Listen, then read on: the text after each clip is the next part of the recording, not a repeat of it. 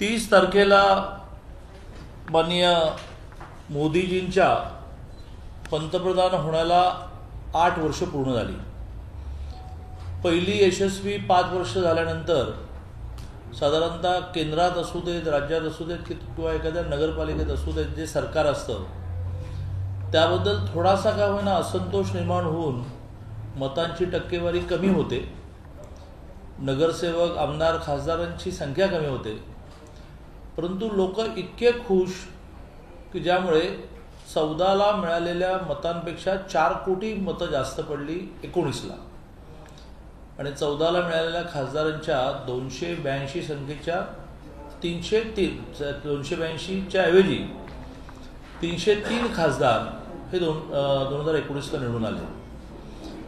या 5+3 8 वर्षाचा जो कालावधी गेला त्याच्यामध्ये माननीय मोदीजींनी ज्या प्रकाराने समाजाच्या विविध क्षेत्राचा कुठलंच क्षेत्र सोडलं नाही, विज्ञान नाही सोडलं आणि गरीब माणूस पण नाही सोडला, कुठलंच क्षेत्र सोडलं नाही, त्या प्रत्येक क्षेत्राचा अस्मितेचे विषय नाही सोडले, स्वाभिमानाचे विषय नाही सोडले, एकेका क्षेत्राला नीट त्यांच्या मनामध्ये जे चित्र आहे की हे काय व्हायला पाहिजे, गरीब कल्याण काय व्हायला पाहिजे, देशाच्या सीमा सुरक्षित काय व्हायला पाहिजे, देशातल्या वेगळ्या थोर पुरुषांच्या अस्मिता, थोर पुरुषांबद्दलच्या अस्मिता, अभिमान काय व्हायला पाहिजे, या सगळ्या विषयात त्यांची जी व्हिजन आहे त्याप्रमाणे त्यांनी 8 वर्ष काम केलं। मेजर त्यातला पार्ट जे ते मिशन म्हणून जगतायत तो गरीब कल्याण हा विषय आहे, ज्यात प्रचंड गरिबीमध्ये आयुष्य काढल्यामुळे किंवा प्रचंड गरिबीतून हळूहळू मोठं झाल्यामुळे गरिबांच्या समस्या त्यांना माहिती आहेत। असं नाही आहे की ते एका राजवाड्यात जन्माला आले आणि त्यामुळे आपल्या आईला स्वयंपाक करताना चुलीचा त्रास होतो, तर या देशातल्या सर्वसामान्य महिलेची चूल ही गॅसने रिप्लेस झाली पाहिजे म्हणून 9 कोटी, म्हणजे एखादा प्रातिनिधिक कार्यक्रम काही लाख असं नाही, 9 कोटी गॅस कनेक्शन, अशी वेगवेगळ्या विषयांची मोठी यादी आहे। मग 2 कोटी वीज जोडण्या असतील, 3 कोटी घरं असतील, 6 लाख गावांना हागणदारी मुक्त करणं असेल, असा एक 42 कोटी लोकांची बँकेत अकाउंट नव्हती त्यांची जनधन अकाउंट्स ओपन करणं असेल, अशी एक मोठी यादी ही त्यांची गरीब कल्याण ह्या विषयामधली आहे। बरोबरीने मी मगाशी म्हटल्याप्रमाणे खूप विषय ह्या देशाच्या स्वाभिमानाचे, राम जन्मभूमीसारखे, एकात्मतेचे 370 कलम रद्द करण्यासारखे खूप विषय पेंडिंग होते। राम जन्मभूमीचा लढा तर 500 वर्ष चालला, अलीकडच्या काळात तो जवळजवळ 60-65 पासून सुरू झालेला 60-70 वर्ष चालला। अतिशय लिलया सगळे प्रश्न त्यांनी संपवले। 370 कलम रद्द करताना अनेक टॉपच्या अधिकाऱ्यांनी त्यांना असा सल्ला दिला की प्रचंड मोठा रक्तपात होईल, पण एकही गोळी सुटली नाही आणि 370 कलम रद्द केलं गेलं। राम जन्मभूमी मुक्तीच्या विषयामध्ये सुद्धा त्यांनी आग्रह धरला की सर्वोच्च न्यायालयाने हा निर्णय दिला पाहिजे आणि तो निर्णय दिला। अशी एक मोठी परंपरा लक्षात घेता आम्ही असं ठरवलं की 30 तारखेला त्यांना 8 वर्ष पूर्ण होत आहेत, त्या निमित्ताने देशभर विविध कार्यक्रम झाले पाहिजे। त्यातला पहिला कार्यक्रम जो आहे तो गरीब कल्याण संमेलन या नावाने झाला। ज्या गरीब कल्याण संमेलनामध्ये महाराष्ट्रात म्हणजे मोदीजी सिमल्यातून कनेक्ट झाले आणि प्रत्येक मंडलामध्ये म्हणजे तालुक्याचेही 2 भाग होतात, भौगोलिक स्थितीप्रमाणे, महत्त्वाप्रमाणे। जसं तर महाराष्ट्रामध्ये 378 तालुक्यात आमची 700 मंडलं आहेत, तसं देशभरातल्या प्रत्येक मंडलात कार्यक्रम झाले। महाराष्ट्रामध्ये हे कार्यक्रम 572 ठिकाणी झाले की त्या ठिकाणी ज्यांना लाभ मिळाला, अगदी 80 कोटी लोकांना कोविडमध्ये 2.5 वर्ष मोफत धान्य मिळालं, 9 कोटी महिलांना कोविडमध्ये पहिले 3 महिने गॅस सिलेंडर मोफत मिळाला, अशा सगळ्या लाभार्थ्यांचं गरीब कल्याण ह्या नावाने 572 ठिकाणी एकत्रीकरण झाली की ज्यांनी मोदींचं संबोधन ऐकलं। अशी देशभरामध्ये संख्या ही जवळजवळ 20,000च्या आसपास आहे की जिथे लोक एकत्र आले होते आणि ती संख्या ही 1 कोटी क्रॉस होते। याबरोबरीने एक सांगून मी लगेच माझं बोलणं संपवतो।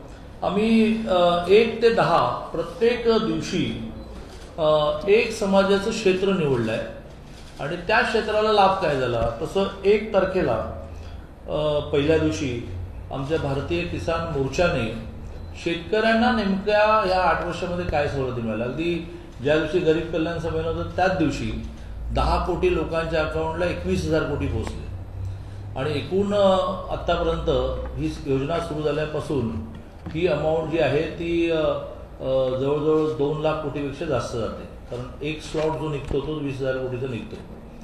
तर अशापासून ते गेल्या 8 वर्षामध्ये देशामध्ये बियाणं खतं या विषयामध्ये गोळीबार व्हायचे, मारामारच बंद झाली. असे सगळे विषय घेऊन पहिल्या दिवशी किसान मोर्चाने कार्यक्रम केले.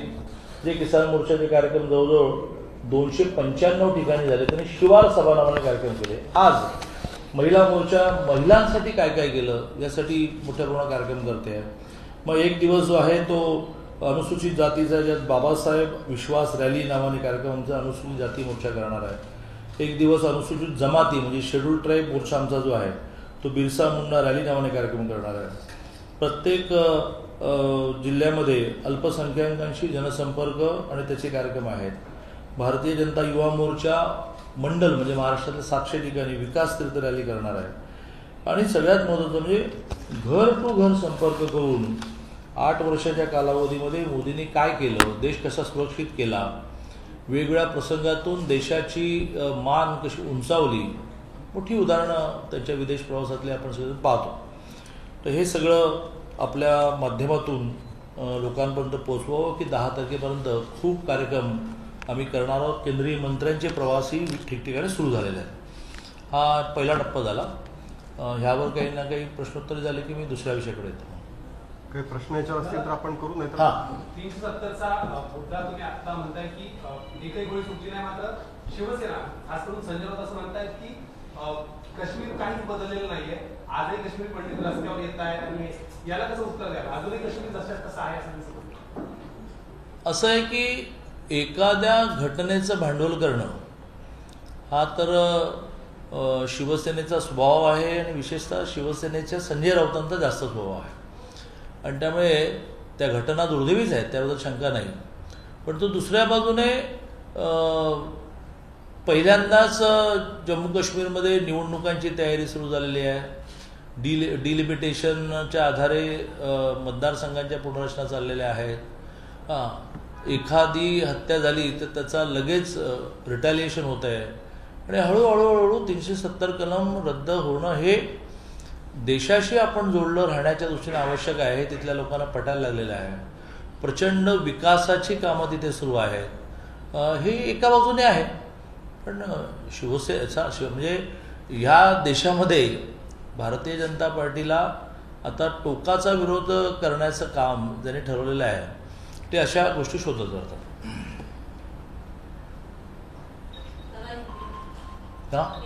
हिंदी होता ना. मोदी जी 2014 में पहली बार इस देश के प्राइम मिनिस्टर बने.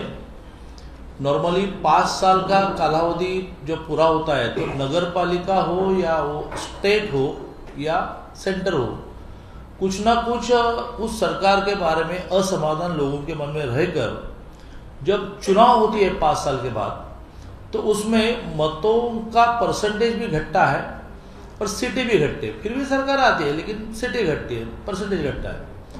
लेकिन पहली बार इस देश में ऐसा हुआ कि 14 से 19 5 साल इस देश में मोदी जी ने सरकार चलाने के बाद 19 में 1-2 नहीं 4 करोड़ से वोट बढ़े, 18 से 22 करोड़ बने और सीटें 282 से 303 हुई. तो यह जो लोगों ने विश्वास व्यक्त किया उसको मन में रखकर मोदी जी ने आगे के 3 साल भी बहुत काम किया. इसे 8 साल का एक जायजा लोगों के सामने रखने का बड़ा प्रयत्न चल रहा है. इस 8 साल में उन्होंने इस देश की गरीबी को अनुभवा उन्होंने रियलाइज किया. उसके आधार पर जो योजना बनाई उसका लाभ कितने लोगों तक हुआ ये भी लोगों के सामने आएगा. देश की अस्मिता के दृष्टि से राम जन्मभूमि जैसे विषय जो हुए वो भी लोगों के सामने आएंगे. देश की एकात्मता के दृष्टि से 370 कलम रद्द करना जैसे विषय वो भी लोगों के सामने आएंगे. इसलिए 1 से 10 ऐसे 10 दिन का अभियान चल रहा है। पहले दिन माननीय मोदी जी ने शिमला से पूरे देश को संबोधित किया। उसमें हर मंडल स्थान पर जिनको लाभ हुआ, कुछ ना कुछ लाभ हुआ, मेरा बैंक में अकाउंट ही नहीं था, मेरा जनधन अकाउंट ओपन हो गया, तो जनधन अकाउंट ओपन होते ही मुझे 2 लाख की एक्सीडेंटल पॉलिसी फ्री में मिली, से लेकर मुझे 3 लाख का 300 स्क्वायर फीट का घर मिला, मुझे उज्ज्वला गैस कनेक्शन मिला। ऐसे लाभार्थी, क्योंकि नाम ही दिया था गरीब कल्याण योजना, या कोविड में 80 करोड़ लोग जिनको 2.5 साल रेशन मुफ्त मिला, ऐसे सम्मेलन हुए जिन्होंने मोदी जी को डायरेक्ट सुना। तो महाराष्ट्र में ऐसे 572 प्लेसेस में कार्यक्रम हुए। देश भर तो लगभग 20,000 के आसपास कार्यक्रम हुए और 1 करोड़ से भी ज़्यादा लोगों ने डायरेक्ट मोदी जी को शिमला में किया हुआ भाषण सुना। अब जाकर हर दिन एक क्षेत्र हमने चुना है। पहले दिन हमारा हुआ, हमारे अध्यक्ष जी प्रेस कॉन्फ्रेंस शुरू हुई, इसमें नीचे बैठे हैं वासुदेवराव जी काळे, तो उन्होंने महाराष्ट्र में शिवार सभा नाम से कार्यक्रम किए। 295 प्लेसेस में कार्यक्रम हुए, तो जिसमें किसानों को क्या लाभ हुआ। जिस दिन शिमला से वो भाषण कर रहे थे, उनके हाथों से ही ये जो साल में 3 किस्त दिए जाते हैं, 2000, तो ये किस्त दिया गया, वो 10 करोड़ लोगों को 21,000 करोड़ रुपए दिया गया। तो ये तो किसानों के जिंदगी में एक बड़ा विषय है। हम 6,000 यानी महीने में 500, ये 500 की कीमत ग्रामीण जनता को क्या है आपको पता नहीं होगा, क्योंकि हम शहरों में बढ़ते हैं। तो उनको खेती के लिए इसका उपयोग होता है, घर के किसी काम के लिए उपयोग होता है। और अभी तक 2 लाख करोड़ से भी ज़्यादा अमाउंट बटी जब से ये योजना शुरू हुई। तो किसान मोर्चा ने शिवार सभा से ये पहुँचाया। आज महिला मोर्चा की ओर से महिलाओं को क्या क्या सोचा कि एक सुकन्या योजना भी लिया जाए। तो सुकन्या योजना से महीने में 200 रुपया डिपॉजिट किया, तो इंटरेस्ट रेट इसका कल भी बढ़ा। तो उस इंटरेस्ट रेट बढ़ने के कारण सुकन्या का 15 साल तक पैसे भरना है, और 15 से 21 पैसे नहीं भरना है, निकालना नहीं है। 21 को 1,10,000 मिलेगी। तो यही यदि महीने में 1000 भरे तो 5 लाख मिलेगा। तो एक सुकन्या योजना भी उस लड़के की शादी या एजुकेशन के लिए पूरा सुरक्षित कर देगी। या जिस दिन उन्होंने शिमला से रैली ली, उसी दिन देश में कोविड के कारण जिनके माता पिता जी का देहांत हुआ, ऐसे सारे बच्चों को, एक्सेप्शनल नहीं, सारे बच्चों को उन्होंने अडॉप्ट किया, उनके अकाउंट पे राशि रखी, जो राशि 23वें साल में उनको 10 लाख रुपए मिलेंगे। तो ये सारी जो विषय है, ये सब हम लोग पहुंचा रहे। तो आज महिला मोर्चा है, फिर आगे जनता युवा मोर्चा की ओर से विकास तीर्थ रैली है, फिर अनुसूचित जमाती मोर्चा के ओर से बिरसा मुंडा रैली है, फिर अनुसूचित जाति शेड्यूल कास्ट की ओर से बाबा साहेब विश्वास रैली है, अल्पसंख्यकों के कार्यक्रम है। और हर घर में जाकर लोगों को मोदी जी जिस प्रकार से अपने देश को आगे लेकर जाने का प्रयास कर रहे हैं, वो भी लोगों के सामने लाने का प्रयत्न इस अभियान में चल रहा है। दादा, आपने सुरक्षा व्यवस्था की बात की, संजय राउत वहीं पे कश्मीर की सुरक्षा को लेकर सवाल निशान उठाते हैं, कहते हैं कश्मीरी पंडित सुरक्षित नहीं है, वहाँ के जो सैनिक है सुरक्षित नहीं है। तो किस तरह से इनके बयान को देखते हैं? ऐसे है कि सालों से जिस कश्मीर में हमने हिंसा देखा और हर रोज किसी न किसी की मौत होती रही, लोग भागते रहे, उस पार्श्वभूमि पर 370 कलम को रद्द करने के बाद अब लगभग 2 साल से भी ज़्यादा या 2.5 साल से भी ज़्यादा समय हो रहा है। उसमें एकाध घटना भी चिंताजनक है, वो अपने लिए चिंता का विषय है। लेकिन हम उस पार्श्वभूमि को देखें ना, कि जिसमें लगभग कश्मीर गया था, और इस 370 कलम को रद्द करने के बाद कश्मीर भारत के साथ जुटा रहा, बड़े पैमाने पर विकास के प्रकल्प वहाँ शुरू हुए। इसलिए एक भी व्यक्ति की मौत वो नहीं होनी चाहिए, लेकिन पूरा प्रयास सुरक्षा दल वहाँ कर रहा है।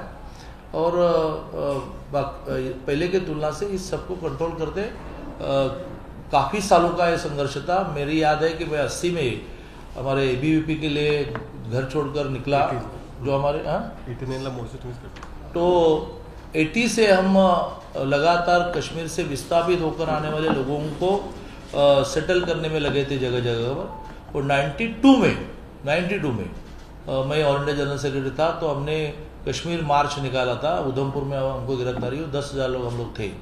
इतना ये पुराना विषय है, उसको जिस प्रकार से सेटल अमित भाई और मोदी जी कर रहे हैं, उसमें घटना घटने के बाद दुख व्यक्त करना बराबर है, लेकिन निंदा करना कि क्या चल रहा है, क्या आपको कंट्रोल नहीं हो रहा है, ये घर में बैठे बैठे ठीक है। जिस तरह से 8 साल में कामकाज की बात करें, महाराष्ट्र सरकार अक्सर ये बात को लेकर जोर देती है कि जीएसटी का जो पैसा मिलना चाहिए था राज्य सरकार को प्रॉपर नहीं मिला। 30,000 में से 15,000 मिले, 14,000 नहीं मिले केंद्र सरकार ने। लगातार राज्य की साल को किस तरह देखते हैं? ऐसे है कि देश के केंद्रीय अर्थ राज्य मंत्री डॉक्टर भागवत कराड़ जी ने क्या बकाया बाकी है क्या बाकी नहीं है बहुत अच्छे प्रकार से रखा। उसमें अगस्त में सारा पैसा पूरा होना है, और ये तो अमाउंट हमेशा बढ़ती रहेगी ना, देते रहे, घटती हुई फिर आगे बढ़ गया, ऐसा होने वाला ही है। सबसे महत्व की बात है कि यह सरासर हम कुछ नहीं कर सकते तो केंद्र पर ढकेलना ऐसी बात है, क्योंकि जीएसटी का मेजर पोर्शन तो उसी दिन रात्रि 12 बजे 50-50 शिफ्ट होता है। तो ये जो बचे पैसे हैं ये जीएसटी काउंसिल ने देने होते हैं, जिसके बारे में मोदी जी ने जीएसटी इंट्रोड्यूस करते हुए मान्य किया कि आपको यदि घाटा हुआ, यानी आपको वैट से जितना उत्पन्न मिल रहा है उतना नहीं मिला, तो 5 साल मैं उनको उसको कॉम्पेंसेट करूँगा।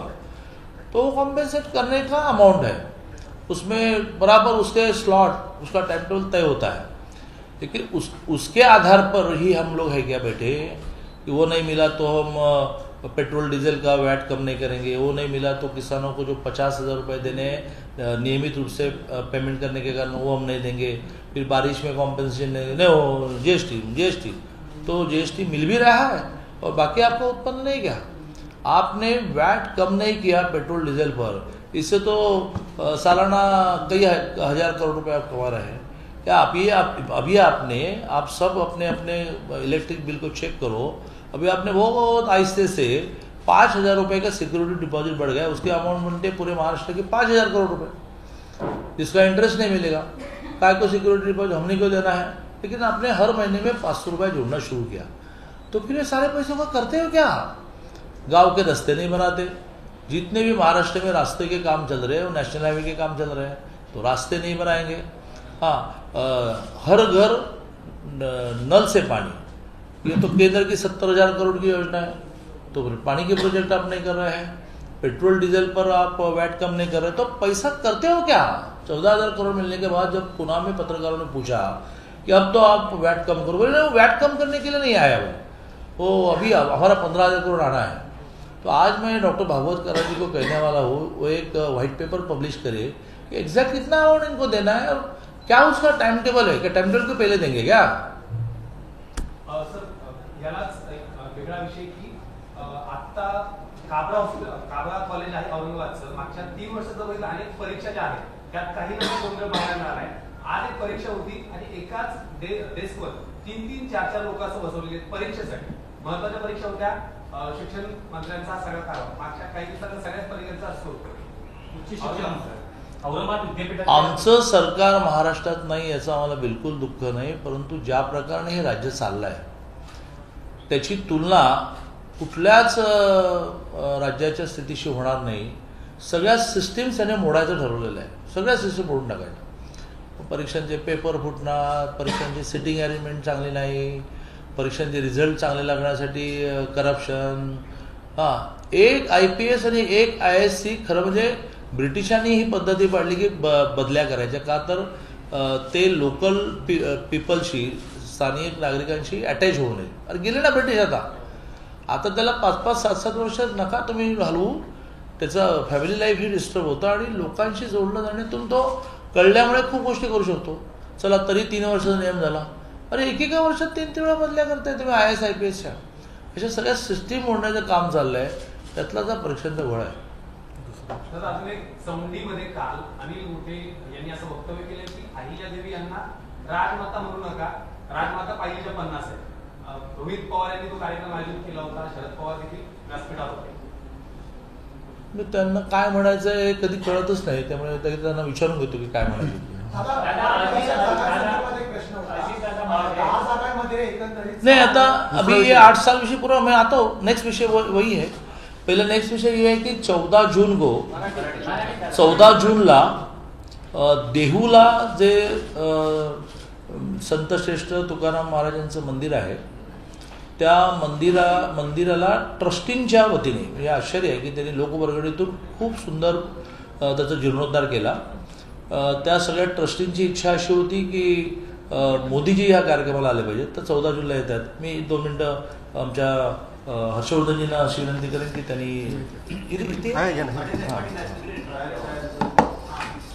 एक चेअर बदला हां तो माहीत घ्या चालेल.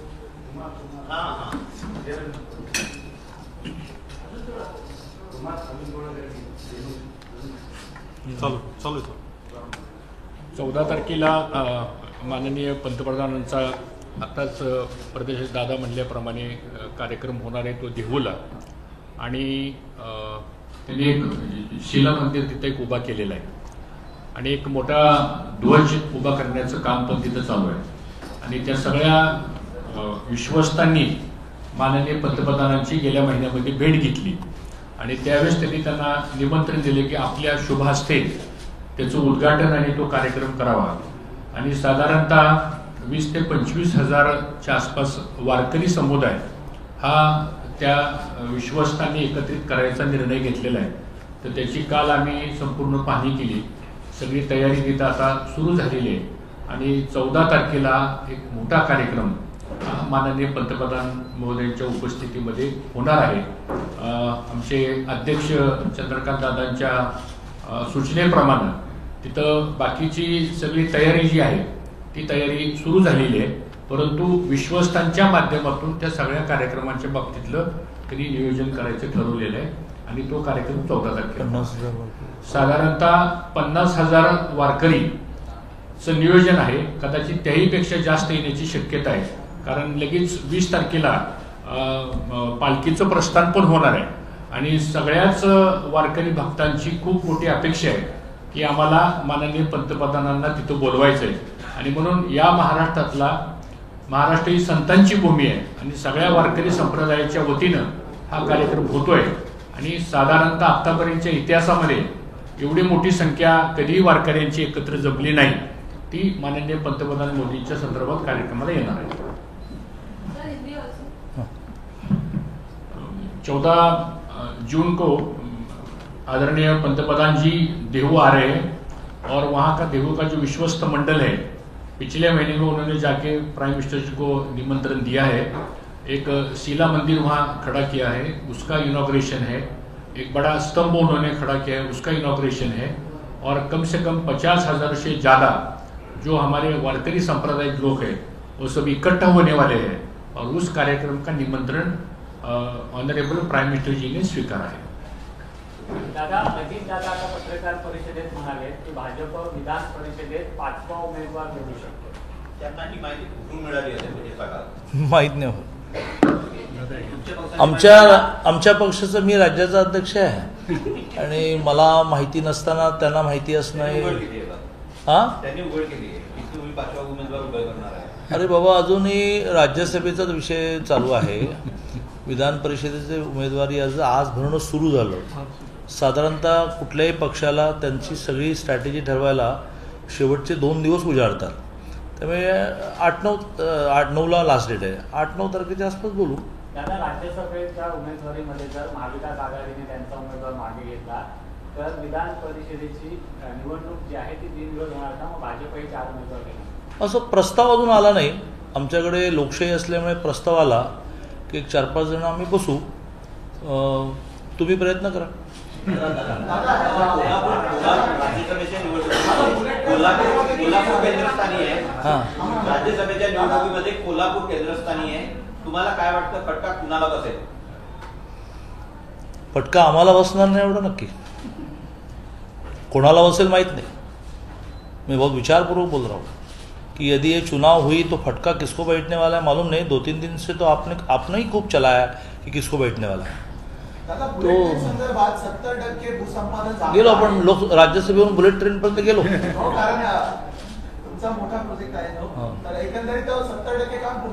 राज्यसभेवर एक वाक्य म्हणून आपण राज्यसभा संपवू. राज्यसभेच्या निवडणुकीसाठी आमचे 3 होते, तसे आम्ही 3 उभे केलेले आहेत आणि अगदी 2 मतं 3 मतं एक्सेस आहेत म्हणून उभे नाही केलेत. ते 42 कोट्याच्या अगेन्स्ट 32 मतं आमची ब्रँडेड आहेत. म्हणजे 24 ब्रँडेड BJP एक्सेस मतं होतात आणि 8 मतं ही BJP बरोबर सहयोगी असणाऱ्यांची, आणि जे सहयोगी 2.5 वर्ष सरकार नाही तरीसुद्धा बरोबर राहिले अशी ती आहेत ब्रँडेड. अशी ब्रँडेड म्हणून 32 मतं असताना 10 मतं कमी असणाऱ्या पार्टीचाच क्लेम असतो. त्याच्या अगेन्स्ट महाविकास आघाडीने त्यांची ब्रँडेड सांगावीत. काँग्रेस पार्टी 42 नंतर 2 ब्रँडेड मतं देणार आहे का? मग राष्ट्रवादी त्यांच्या कॅन्डिडेटला फर्स्ट प्रेफरन्सची किती मतं घेणार आहेत? राष्ट्रवादीचे 2 जण जे जेलमध्ये आहेत ते वोटिंगला येऊ शकणार आहेत का? शिवसेनेचे 1 जणांचं निधन झालेलं आहे, त्यामुळे संख्या 1ने कमी झाली. संजय राऊत हे 42वर समाधानी राहणार आहेत का? मग एक्सेस मतं किती राहतात आणि आमच्याकडे एक्सेस मतं किती राहतात याचा विचार करावा आणि ही सगळी अनावश्यक टेन्शन जी आहेत ती संपवावी. पण हा त्यांनी विचार करायचा आहे, कारण आम्ही तर ही सीट 3री लावणार म्हणजे उमेदवारी अर्ज भरला आहे ती जिंकणारच आहोत. साधारणतः शिवसेनेला किंवा विरोधी पक्षांना निवडणूक हरलं की EVM मध्ये दोष. मग तिकडे पंजाबमध्ये आप जिंकली तर नाही EVM चांगला आहे, बंगालमध्ये जिंकली आहे. तसं अशा प्रकाराने कमी मतं असतानाही, कमी म्हणजे 10 मतच कमी आहेत, खरं म्हणजे प्रेफरन्शियल वोटिंगचं गणित जर नीट घेऊन बसला, माझा एक सुपर ब्रँड काम करतो आहे, तर 32वरही विजय होत आहेत. प्रेफरन्शियल वोटिंगमध्ये 32वरही विजय होतात. तर तिथे काही घोडेबाजाराचा काही विषय येत नाही. त्यामुळे काही झालं तरी आपलं काहीतरी कारण काढायचं, म्हणजे पराभवाची कारणं आधी, ते पराभवाची कारणं आधी शोधणं चाललेलं आहे. त्यामुळे कुठलाही घोडेबाजार होणार नाही. आम्ही सगळ्यांच्या सत्सद विवेक बुद्धीला आवाहन करतो आहे की बा तुम्ही योग्य तो विचार करा. आणि आम्ही नियम समजावून सांगतो आहे की राष्ट्रपती आणि राज्यसभा निवडणुकीमध्ये मत दाखवून टाकायला लागतं. हे जरी खरं असलं तरी व्हीप नाही पाळला तर डिस्क्वालिफिकेशन होत नाही. मी पुन्हा रिपीट करतो की राष्ट्रपती आणि राज्यसभेच्या निवडणुकीमध्ये मत दाखवून टाकावं लागतं. हे जरी खरं असलं तरी व्हीपप्रमाणे मतदान नाही केलं तर डिस्क्वालिफिकेशन होत नाही. आपापल्या आत्म्याला जे योग्य वाटेल ते मतदान करायला ते मोकळे असतात. क्रमांक 1. क्रमांक 2 म्हणजे अपक्षांना कोणालाही मत दाखवता येत नाही. ते दाखवलं तर ते मत बाद ठरतं.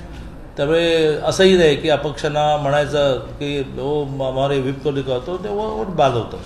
त्यामुळे त्यांना गुप्त मतदानच करावं लागतं. आणि सगळी निवडणूक चालली आहे ती अपक्षांवर चाललेली आहे. तर ती अपक्षांवर चालली असली, तिथं गुप्त मतदान असलं, ब्रँडेड वेगळ्या पक्षाच्या लोकांनासुद्धा आपल्या मनाप्रमाणे मतदान करूनही आमदारकी जाण्याचं भय नसलं तर मग भारतीय जनता पार्टीला जिंकायला काय अडचण आहे?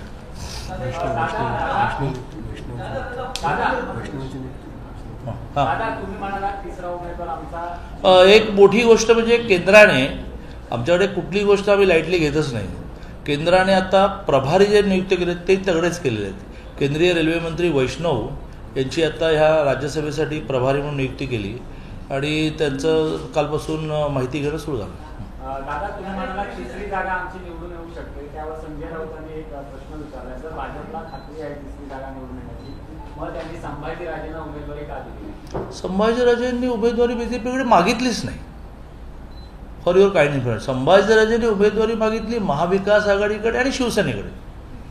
एकदाही संभाजीराजेंनी भारतीय जनता पार्टीकडे उमेदवारी मागितली नाही. मागितली असती तर चर्चा सुरू झाली असती. आणि सगळ्यात महत्त्वाचं म्हणजे आम्ही काय केलं याच्यापेक्षा तुम्ही जे केलं ते का केलं त्याचं उत्तर जगाला दिलं पाहिजे ना. की तुमच्याकडे संभाजीराजे आले तर संभाजीराजेंनी ते सगळं प्रेस कॉन्फरन्स सांगितलं की राजांचा अपमान कसा झाला वगैरे. 6 वर्षापूर्वी दिलं तर त्यांना राष्ट्रपतींच्या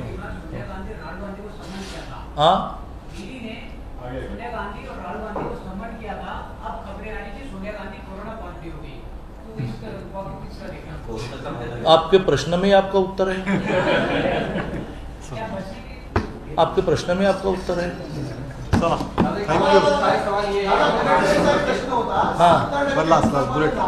सॉरी संपादन झालेलं आहे. आत्ताच उपमुख्यमंत्री अजित पवार यांनी सांगितलं की आमचे प्रायोरिटी दुसऱ्या प्रोजेक्टला होती, मात्र एवढ्या मोठ्या प्रमाणात जर प्रकल्प पूर्ण होत असेल तर मी मुख्यमंत्र्यांना विनंती करेल की हा प्रकल्प पूर्ण उशिरा सुटले मेट्रो नाही उशिरा सुचलेलं शहाणपण हे नाणारच्या बाबतीतही आणि बुलेट ट्रेनच्या बाबतीतही सगळ्या मोठ्या प्रकल्पांच्या बाबतीमध्ये आधी विरोध करायचा आणि नंतर मग असं लक्षात येतं की हा प्रकल्प झाला तर कुठे जाऊ आपण, मग हळू जसं म्हणायचं आता काय करणार, 70% जागा संपादन झाली. अरे 70% जागा संपादन आधी पण झाली आणि अजितदादा उद्धवजींना कन्व्हिन्स करू शकतील असं मला काही वाटत नाही. सवाल ये है कि आपके 8 साल पूरे हो गए हैं. Sorry?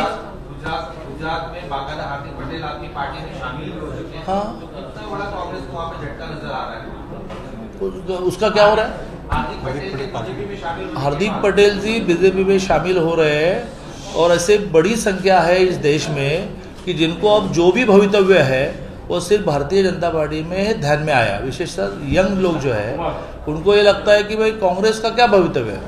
उनके जो युवराज है वो हमेशा गायब ही रहते हैं, तो युवराज गायब रहते हैं, युवराजनी जो है वो प्रोजेक्ट ठीक प्रकार से एस्टेब्लिश नहीं हो रही है, तो कन्फ्यूजन ही कन्फ्यूजन. कपिल सिब्बल जैसे लोग पार्टी छोड़कर जा रहे हैं.